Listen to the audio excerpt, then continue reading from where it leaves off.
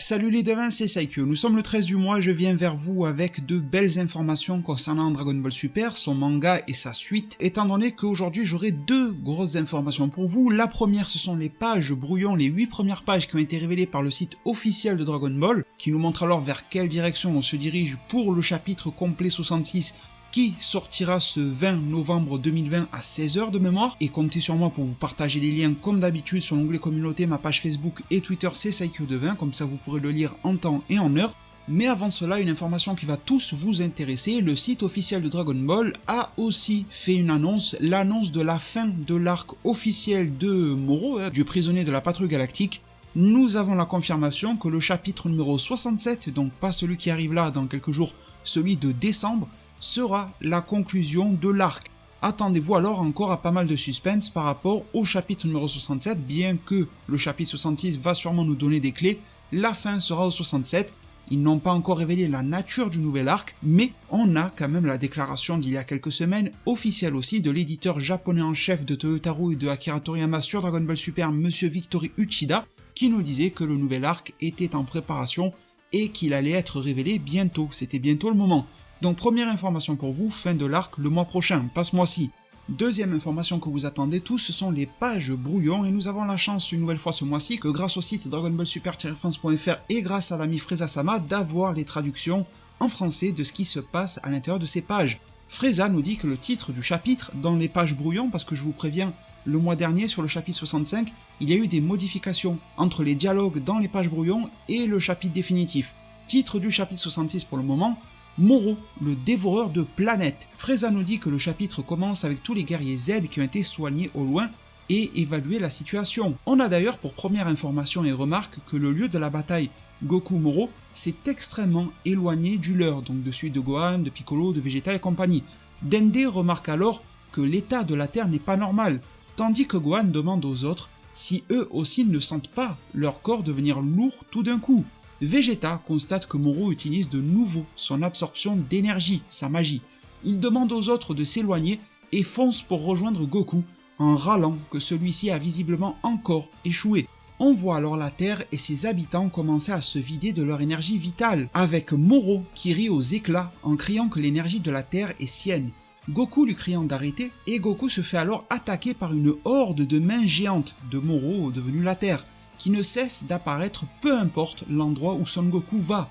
Moro lui rappelle encore une fois que la Terre et lui ne font plus qu'un désormais et qu'il n'a donc nulle part où fuir. Whis, l'ange affilié à l'univers 7, constate que la situation est plus que critique, car si Goku continue ainsi d'éviter seulement les coups de la part de Moro pour éviter l'explosion, car je vous le rappelle, Moro est devenu une bombe, à lui tout seul capable, selon Whis, de pouvoir faire exploser la galaxie, et bien si ça continue dans ce schéma-là sans que Goku ne puisse rétorquer, en contrepartie, l'énergie de Moro ne fait qu'augmenter, car il est en train d'utiliser sa magie et d'absorber celle de la Terre et de ses habitants. Krillin demande alors s'il n'y a vraiment aucune solution, et Whis, un petit peu façon Doctor Strange dans Avenger, lui dit qu'il y en a une, il n'y en a qu'une seule, mais qu'il se demande si Goku en est capable. Beerus, il marronne un petit peu comme on dit dans le sud, il peste, et dit qu'il n'a pas le choix, qu'il va finalement aider Goku, Vegeta, la Z-Team exceptionnellement pour cette fois-ci, et que si la Terre venait à disparaître, cela l'embêterait. Il rajoute que si les autres dieux de la destruction le voyaient dans cette situation, il serait fini. Donc on ne sait pas s'il serait fini en termes de poste, ou plutôt en termes de réputation, pour se foutre de sa gueule. Mais en tout cas qu'il va se dépêcher de régler tout ça. C'est alors que l'orbe de Whis clignote, vous savez, sur sa canne et tout ça, pile au moment où Beerus voulait agir. On a d'ailleurs Beerus en toute prestance qui se dégage du cercle de protection du bouclier de Whis, très classe, qui va gérer les choses, mais Whis reçoit au même moment un appel du Daishinkan, le grand prêtre, qui demande à Whis et à Beerus de venir sur le champ, et précise que c'est sûrement au sujet de Merus. Beerus panique et dit à Whis que c'est vraiment pas le moment pour ça, et qu'ils ont intérêt à se dépêcher de revenir ici. Puis il s'énerve, Beerus s'énerve sur Krillin et Jaco, en leur disant qu'à la base, le sort de la Terre ne le regarde pas, qu'ils doivent régler ça eux-mêmes. Whis s'absente quelques instants, et il va parler à Goku. Goku qui est en plein combat contre le Moro Terre, et Whis avec une classe absolument exceptionnelle, et je pense que vous comprenez encore une fois pourquoi il fait partie de mes personnages coup de cœur de Dragon Ball Super. Il parle à Son Goku pendant que Moro Terre attaque Whis, et Whis esquive et pare les coups de Moro avec simplement un doigt. Encore une fois, cela est une preuve que l'Ultra Instinct n'est pas un gage de surpuissance. Moro a l'ultra instinct, Moro a la terre, Moro a ses propres pouvoirs d'antan, ce n'est que dalle par rapport à Whis. Ce n'est rien, donc Goku a clairement une marge de progression énorme dans le futur de l'histoire. Bref, Whis est donc alors parti rejoindre Goku, mais il n'est pas parti pour se taper contre Moro, il ne fait que le parer comme les esquives face à Broly, et il explique que la seule manière d'arrêter Moro est de continuer ce qu'a fait Merus en brisant le cristal. Il lui explique que si tout se passe bien en faisant ça, seul Moro sera détruit et sauver la Terre pourra être possible. Goku lui demande alors s'il est capable de faire ça. Goku doute un petit peu de lui, se remet en question. Whis lui répond à Goku qu'il a mis la main sur les pouvoirs des dieux et qu'il doit croire en ses pouvoirs. Goku lui fait signe qu'il a compris et que de toute façon il n'y a que cette solution. Whis acquiesce et lui dit que lui et Beerus doivent retourner au monde des anges. Beerus crie alors après Goku en lui disant que même s'il n'arrive pas à sauver la Terre, qu'il aura tout intérêt à mettre des bons petits plats de celle-ci de côté. Puis Whis et Beerus s'en vont sans que Beerus n'ait pu agir, mais Whis a donné quelques directives à Son Goku. Goku se retrouve presque seul face à Moro, un Moro qui devient de plus en plus grand, et Goku constate qu'il doit alors se dépêcher. Puis il remarque qu'à cause de ça, le fameux cristal sur le front de Moro, qu'il devait détruire, devient de moins en moins visible, vu que le Moro est de plus en plus gigantesque, ça devient presque étouffant par rapport au cristal. C'est alors que Goku se retrouve un tout petit peu moins seul, parce que Vegeta débarque au moment de la 8e page en demandant à Goku de s'écarter de son chemin. Et nous en arrivons les devins à la fin des traductions qui ont été vraiment très généreuses en explications et dialogues, contrairement aux 8 pages des précédents mois, il y a quasiment que de la baston et tout. Là franchement, en rien que 8 pages, on apprend peut-être autant d'informations ou on a autant de suspense qui est développé que dans 45 des fois. Franchement, on a eu des chapitres de DBS qui étaient largement plus secs que ces 8 pages. Alors vous me direz dans un commentaire ce que vous en pensez, je ne sais pas quel est votre avis. Je suis clairement rassuré. Pour ma part, je me disais que fin d'arc, tout ça, c'est souvent la merde. D'ailleurs, avec le Moro qui devient géant, vous me connaissez, j'aime pas trop les géants. Avec le Moro qui devient une sorte de Zamasu tapisserie qu'on a connu dans l'anime, et non pas dans le manga, parce que dans le manga DBS, c'était un multiclonage, un Kagebunshin que nous avait fait Zamasu. Même ça, je trouvais pas ça si ouf que ça, même si c'était un petit peu mieux que la version animée. Mais tout ça, ce gigantisme, cette démesure, cette perte de forme humanoïde, cette surtension du personnage qui n'est plus capable de réfléchir par lui-même, tout ça pour dire que je suis pas fan quand l'ennemi perd les pédales et qu'il les perd physiquement et à la fois psychologiquement. C'est un petit peu ce qui m'inquiète chez Moro. Il y avait d'autres choses qui nous inquiétaient, comme on avait vu des rumeurs, je pense que vous avez tous passé, comme quoi Vegeta se sacrifierait, etc. Bon, pour le moment, ça peut arriver dans le chapitre, mais il n'en est rien. Et pourquoi est-ce que je suis très rassuré? Parce que ce chapitre tend à boucher tous les trous qu'il aurait pu laisser. D'après ces 8 premières pages, et on verra ce qu'il en est par rapport aux pages restantes, on ne peut que juger de la qualité de ces 8 pages, et encore une fois, que ça soit en bien ou en mal, on attendra le chapitre complet pour dire si le chapitre est bon, en tout cas du moins, s'il nous plaît ou pas. Ça ne sert à rien de juger tant qu'on a que les 8 premières pages, mais je trouve qu'elles sont rassurantes. Autant celles du mois dernier, j'ai trouvé inquiétantes, celles de ce mois-ci, je les trouve rassurantes. Voilà, c'est comme ça qu'il faudrait plutôt le dire. Parce que je trouve que ça a été quand même pas mal réfléchi. On a des interactions par rapport à la Z-Team. On nous explique même que le lieu de bataille s'est extrêmement éloigné du leur. On a Dende, dieu de la Terre, qui fait état des signaux de vie de la Terre et dit qu'elle n'est pas normale. C'est pile le personnage qu'il fallait pour faire ce constat. On a Gohan et les autres qui se rendent compte que leur énergie est volée par Moro. Ce qui veut dire que Moro réutilise enfin sa magie, qu'il en est capable, parce qu'il le faisait plus, parce que Goku lui rentrait dedans chaque fois dès qu'il voulait le faire. Mais vu qu'il est devenu la Terre, et que Goku ne peut plus lui rentrer dedans sinon elle explose, il peut le faire. Il y a une certaine malice d'écriture, c'est pas un truc de fou l'écriture, mais on sent que malgré tout c'est finement rodé là ce qu'il nous propose dans ces 8 premières pages. En plus c'est Vegeta qui constate que Moro utilise l'absorption d'énergie, qui de mieux que Vegeta maîtrisant la fission spirituelle forcée pour comprendre que quelqu'un utilise l'absorption spirituelle forcée. C'est comme ça que je le qualifie pour Moro, c'est l'inverse de Vegeta en quelque sorte. On pourrait un petit peu râler sur le caractère de Vegeta qui se plaint que Goku n'a pas réussi, étant donné que Vegeta lui-même n'a pas réussi. Mais bon voilà, ça c'est la petite guéguerre, c'est la petite rivalité. Franchement, le chapitre se déroule bien. On voit la Terre et ses habitants qui se vident de leur énergie vitale, donc le Moro qui accumule cette énergie parce que maintenant il dispose d'un corps qui peut se le permettre, encore que Whis nous fait comprendre que c'est assez fébrile, parce que en temps normal, si Goku met un coup de poing dans la Terre, il va fendre le sol mais il va pas la faire exploser, sauf s'il y va en mode SSJ Blue, je ne sais quoi. Mais je veux dire, s'il fait un coup de poing normal, ça va, elle explose pas. Mais là, il suffit qu'il s'en prenne une seule fois la Terre et Moro pourrait exploser. Ça veut dire vraiment que la Terre n'est pas dans un bon état de santé, même si Moro croit pouvoir gérer la situation. Même si j'aime pas trop les géants, ça se passe aussi à grande vitesse. On a des hordes de mains géantes qui vont très très vite, comme on peut le voir face à Whis qui les esquive d'un doigt et tout ça. Le fait que l'on mette enfin, quel soulagement, Beerus en avant, même si au final il en touchera pas une dans le chapitre, mais on aura compris sa philosophie. Combien de fois dans mes vidéos, j'ai théorisé, j'ai fait la prédiction du fait que si la Terre venait à être trop menacée, Beerus agirait, et Beerus agirait pour pouvoir conserver les bienfaits que lui apporte la Terre. Il aime trop sa Terre. Et peut-être qu'en plus une petite partie de son cœur se le cache à lui-même, mais il aime bien la Z-Team. Mais bon, ça on va dire que c'est secondaire. Mais priorité, il aime manger sur la Terre. Et ça, c'est dit dans le chapitre. Il demande à Goku de mettre des plats de côté si elle pète, et en plus, il a voulu agir soi-disant exceptionnellement, mais comme par hasard, Beerus il était là quand il y avait Golden Freezer, il était pas trop loin quand il y avait Broly, et à la fin du film Broly, on le voit, il capte le fait que Broly n'est plus là, que l'énergie s'est tassée, et il était sur son transat, et il s'est dit « Ah bon, ça y est, la menace est passée ». On se demandait pourquoi Beerus faisait ça à la fin du film Broly, c'était bel et bien, ma suspicion se confirme, parce que Beerus était sur le qui-vive. Si Broly était trop menaçant, Beerus l'aurait calmé, même si ça n'est pas son job à Beerus, parce que personnellement, il a le défaut de trop aimer la Terre. Et dans cet arc-là, finalement, une fois qu'il ne reste plus de solution, Beerus se déciderait d'agir. Et en plus, maintenant, on a autre chose qui est mise sur la table, sa réputation par rapport aux autres Akaishin. S'il n'agissait pas, s'il perdait la Terre, un élément important de son univers, les autres Akaishin se foutraient de lui, voire même terniraient sa carrière.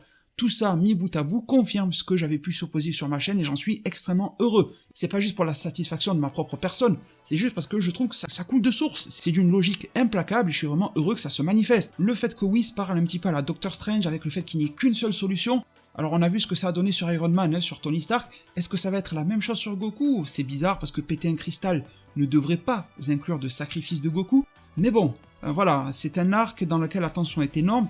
Ça fait peut-être un petit moment qu'il n'y a pas trop eu de sacrifices dans Dragon Ball, ça fait peut-être un petit moment que Goku ou Vegeta n'ont pas été ziotés du côté du monde des morts, c'est pas qu'on a envie qu'ils crèvent, mais bon, c'est vrai que dans le scénario ça pourrait faire un petit peu de renouveau, rencontrer d'autres personnalités là-bas et tout, peut-être même une facilité d'accès du monde des anges si Goku et ou Vegeta meurent, s'ils gardent leur enveloppe corporelle une fois morts, peut-être qu'ils pourraient s'y entraîner, enfin voilà, j'invente un petit peu, mais les entraînements dans le monde des morts c'est pas une nouveauté dans Dragon Ball, ça pourrait revenir, mais pour le moment il n'y a pas de sacrifice, il n'y a pas de notion de sacrifice, hormis le Whis qui quand même dit il n'y a qu'une solution. Généralement quand il n'y en a qu'une, c'est pas de mettre un coup de marteau sur la tête de Moro, sinon on l'aurait fait depuis longtemps, c'est quelque chose d'assez grave.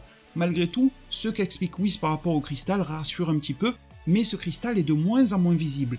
Est-ce que ce n'est pas là la notion de sacrifice, ou de mise en danger de Goku et Vegeta, se téléporter à l'intérieur justement de cette masse de graisse, de puissance, de muscles de Moro qui entoure le cristal, pour pouvoir être proche du cristal, mais ce qui voudrait dire ne pas pouvoir forcément s'en dégager à temps une fois que l'explosion aura eu lieu, ne pas pouvoir se mettre à l'abri, donc s'exposer à l'explosion, même en ayant la téléportation, l'explosion aurait lieu tellement vite que la téléportation n'aurait pas le temps d'être faite. Le côté Whis et Beerus qui se font appeler par le Daishinkan, alors je sais que ça pourra faire rager beaucoup d'entre vous, parce que Beerus ne va pas agir, ne va pas péter Moro, mais en même temps on pouvait s'attendre maintenant, vu tous les embûches qu'ils ont eu, que Goku et Vegeta termineraient plus ou moins la menace, mais en tout cas on a eu ce qu'on voulait, on comprend pourquoi Beerus agit et agira pour la Terre. Maintenant, on le sait, on a des critères fixes. C'était un personnage un petit peu mystérieux sur ce plan-là. C'est une révélation qui est faite, j'en suis très heureux, même s'il ne peut pas agir. Maintenant, vers quoi va mener cette convocation du grand prêtre? Il y a deux options, clairement pour moi. Soit c'est un truc un petit peu con pour que Beerus n'agisse pas, mais Toyotaru et Toriyama voulaient quand même nous expliquer dans quel cadre il agirait, et ça on l'a su, mais du coup il se réunirait sur le Daishinkan, dans le monde des anges ou un truc comme ça, et du coup on verrait que Merus est toujours vivant, mais dans ce plan spirituel là, mais plus dans le plan spirituel mortel, que peut-être ça va être une réunion pour savoir de ce qui va être de la réaffectation de Merus. Est-ce que Whis conseille au Daishinkan de le réaffecter ou non? Est-ce que Whis accepte peut-être de le prendre sous son aile, et du coup ça ne serait plus un duo Beerus et Whis, mais un trio Merus, Whis et Beerus, pour qu'il y ait un nouvel apprentissage et tout ça, parce que s'il y a une réunion à propos de Merus et que Merus est mort, je vois pas à quoi sert la réunion, franchement je vois pas. Donc il est possible que le cas de Merus revienne sur le devant de la scène, comme je vous avais dit qu'il n'était pas réellement mort, on risque d'avoir une confirmation, c'est plutôt même une chance, d'avoir une confirmation de l'état dans lequel se trouve Merus, mort, détruit, vivant sur un autre plan spirituel, etc., etc., etc., et j'en passe, et ça c'est intéressant. Est-ce que cette réunion peut nous mener sur le nouvel arc? Alors là, ça serait terrible, ça serait magnifique en fait, quand je dis terrible, c'est pas au sens pourri, c'est au sens excellent. On aurait une rampe de lancement, pourquoi pas, pour le prochain arc, par cette réunion. Malgré tout, je ne me fais pas trop d'idées. C'est très hypant que le nouvel arc démarre grâce à une réunion Whis, Daishinkan et Beerus par rapport à Merus ou autre, en nous disant le Daishinkan qui dirait bon, le cas de Merus, ça s'est plutôt bien passé même s'il a fallu l'éteindre, mais il y a d'autres anges qui sont en train de mal tourner, des anges apprentis dans les autres univers, comment on va faire, etc. Voilà, ça pourrait être intéressant, même s'ils sont censés être détruits de base. Je vous ai déjà donné sur ma chaîne dans la vidéo qui s'affiche à l'écran des solutions pour qu'un ange maléfique puisse outrepasser la punition des anges. C'est plutôt même une formalité pour eux de le faire. Donc ça pourrait être intéressant, même si on peut s'attendre, comme toutes les réunions des dieux dans Dragon Ball Super, à ce que ça soit une réunion con-con sur la blague, burlesque, avec beaucoup d'humour, un Beerus qui va être menacé de perdre son rôle, qui va avoir peur devant le Daishinkan Uzeno, qui va s'excuser à quatre pattes, et puis voilà, on se serre la pince à la fin, et puis tout redémarre comme au départ, sans qu'il y ait forcément de grosses avancées. Mais en tout cas, c'est un élément à surveiller. Et encore une fois, ça montre que Toyotarou et Toriyama, en seulement 8 pages, ciblent énormément de sujets importants de l'arc, et même d'après l'arc. Et ça montre que cette fin d'arc semble, parce qu'encore une fois on attendra le chapitre complet ce 20 novembre 2020, mais semble être prise réellement en considération et pas juste bâclée ou faite à la va-vite. Ça m'intéresse énormément, je suis très content. Il y a réellement un effort d'écriture derrière, sans que ça soit mirobolant, mais en tout cas l'effort d'écriture est là, c'est indéniable. Et on pense à des petits détails auxquels peut-être un autre auteur ou un auteur qui s'en fout un petit peu n'aurait pas pensé. Il y a un souci du détail et j'apprécie. Donc il y a le gros mystère de fin par rapport à Goku, que peut-il faire par rapport au cristal, je vous en ai parlé un petit peu tout à l'heure, ça paraît un petit peu simple, juste péter un cristal et ça y est, je pense qu'il va y avoir un second niveau de difficulté, je pense qu'il nous est même déjà présenté, avec le fait que Moro devienne de plus en plus grand qu'il faut se dépêcher, mais il y a la carte Vegeta, alors c'est très bien de ramener Vegeta sur le devant de la scène, il semble même être en SSJ Blue, mais bon ça reste un brouillon difficile à voir, par contre je me pose une question. Pourquoi est-ce que Vegeta prend le risque, et vous me direz dans un commentaire, répondez-moi, pourquoi Vegeta prend-il le risque de se confronter frontalement à Moro, alors que Moro n'arrête pas de le répéter, il a répété en 8 pages 2 ou 3 fois qu'il est la Terre, qu'il ne fait qu'un avec la Terre. Dans ce cas-là, et comme je vous l'ai présenté dans d'autres vidéos au préalable, pourquoi ne pas simplement poser sa main au sol n'importe où? Il pourrait même voler à l'autre bout de la Terre, à l'opposé total de là où est la tête de Moro, la Terre et Moro. Il pose sa main dessus, la fission spirituelle est réalisée. Pourquoi se prendre la tête à foncer, à se battre contre les mains géantes de Moro? Bon, est-ce que Vegeta tente une sorte d'attaque, pas suicide, mais une attaque en tout cas dans laquelle il s'attend de base à prendre d'énormes coups? C'est-à-dire que vous savez les grosses mains, les gros bras là, que Goku et Whis ont esquivés ou ont paré.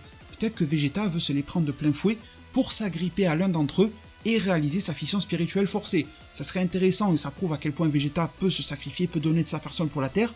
Encore une fois, ça n'explique pas pourquoi il ne touche pas le premier caillou au sol ou la moindre zone verte de la Terre, là, sous lui. D'ailleurs, la zone sur laquelle il se trouvait de base, à côté de Gohan Piccolo, suffisait. Il suffisait de toucher là pour toucher Moro en soi. Étrange que ça ne soit pas fait de cette manière-là, c'est peut-être pas assez spectaculaire, mais étant donné que ces 8 premières pages nous montrent qu'il y a un souci du détail, j'espère qu'il sera mené sur un aussi gros détail. C'est gros comme un camion, ce détail-là. D'ailleurs, ça sera peut-être une réflexion en 2 temps de la part de Vegeta, ou peut-être Goku qui va y penser, parce que Moro n'a pas arrêté de répéter « Je fais qu'un avec la Terre, je suis la Terre est à moi, etc. » Peut-être qu'à un moment, il y en a un des deux qui va capter quand Moro va le répéter encore une fois, et que Vegeta va dire « Bon, mais ça y est, tu viens de signer ta fin, voilà, je pose ma main, calme-toi, tu n'es plus rien, tu vois, il va ressortir le vieux Moro, comme je vous en ai parlé dans une autre vidéo, et c'est bon, on retourne la case départ pour lui, soit il se fait tuer par Vegeta, ou il est réemprisonné, bon, ça serait con de le réemprisonner là, mais voilà, ça serait clairement la fin pour Moro dans une situation telle que celle-ci. Et ça permettrait, pourquoi pas, d'avoir des échecs de Goku et Vegeta dans le 66 pour que Vegeta et Goku pensent à ce que je viens de vous dire là, le fait que la Terre est Moro en 67 et que l'on ait la conclusion de l'arc. D'ailleurs, on se demande, et on verra bien, si l'amorce du nouvel arc sera faite en 67 ou si la dernière page du 67 sera juste, entre guillemets juste, la fin de l'arc Moro pour que la Jump Festa de décembre puisse être révélatrice de la suite des événements. Car le nouvel arc démarrera, si tout se passe bien, s'il n'y a pas de pause, en janvier 2021. Eh bien les devins, pour une fois on a beaucoup discuté des 8 premières pages parce qu'elles étaient extrêmement riches en informations. Je vous remercie en tout cas énormément pour tout votre soutien, j'espère que la vidéo vous a fait kiffer, n'hésitez pas à mettre un maximum de pouces bleus, à vous abonner à ma chaîne YouTube, à mettre la cloche des notifications parce que là, d'ici le 20, je vais vous en balancer des informations. Si vous êtes à la quête d'informations, de nouvelles images, de nouvelles pages concernant ce manga, ce chapitre de Dragon Ball Super et toutes les news Dragon Ball Super qui pourraient nous arriver d'ici là, abonnez-vous, mettez la cloche, pensez à me suivre aussi sur mes réseaux comme par exemple Twitter, c'est celui que je vous conseille le plus, @saikyo20. Merci infiniment pour tout, prenez tous extrêmement bien soin de votre futur, et à plus pour de prochains arts divinatoires.